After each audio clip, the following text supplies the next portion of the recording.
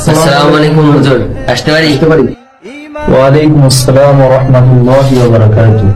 এসো বাবাজি, এসো। ফারদিন বাবাজি, এদিকে আসো তো, এদিকে এসো।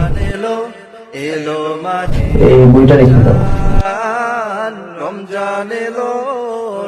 হুজুর, আমরা তো একটা কথা জিজ্ঞাসা করতে যাচ্ছিলাম। আচ্ছা ঠিক আছে, বলো।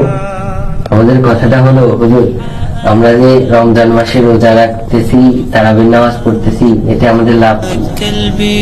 এর লাভ কি তোমরা জানতে চাও? জি হুজুর। এর অনেক লাভ।